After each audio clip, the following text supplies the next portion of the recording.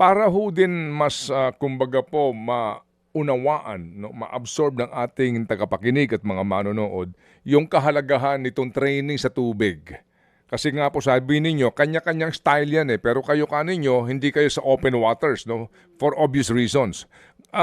Yes, apo. Ba't kinakailangan gawin nyo sa basketball? Ano ba ang mga particular na muscle ang gusto ninyong i-develop dito at yung lakas po ng manlalaro? Yes, kami po particularly, we do most of that in the off-season. No? Kamukha po nung Ateneo, nung mga college teams ngayon, they are in their off-season. So if you want to do cross-training, you do it in your off-season. And tama po yung timing nila, off-season sila ngayon. So nagko-cross training sila. But the benefit of aqua training is yung nagba-basketball ka po, yung muscle balance mo, iba yung mga muscle na ginagamit mo for basketball, na may mga maliliit po tayong mga muscle na kailangan nating i-train to prevent injuries, no, sa future.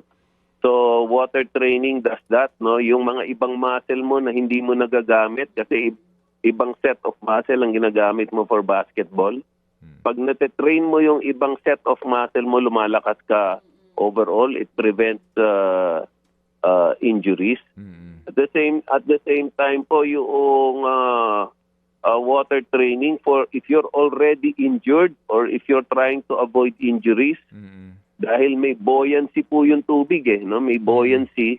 So hindi po masyadong bugbog yung katawan nyo kahit na napapagod kayo, ginagamit nyo yung muscle nyo, pero at the same time, low impact po yan, no? Low impact, kaya almost all teams po train in the water.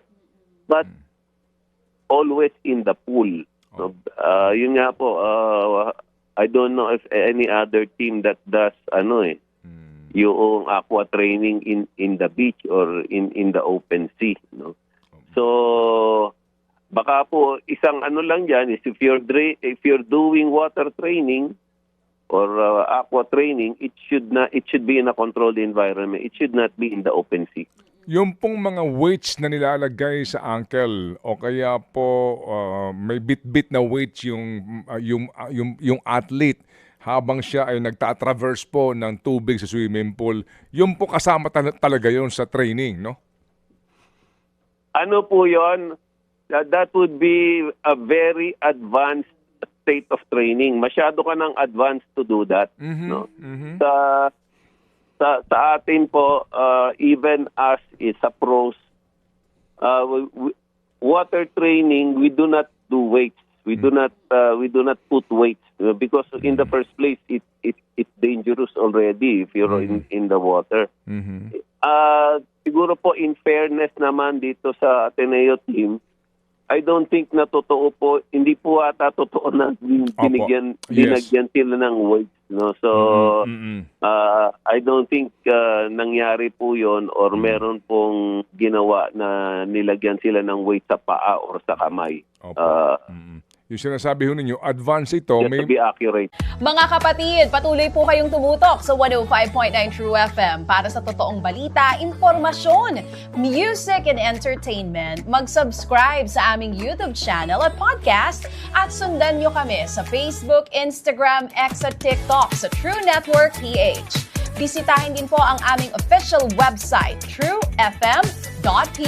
At panoorin din kami sa True TV Signal, Channel 19. Kami po ang 105.9 True FM. Laging true sa'yo, kapatid.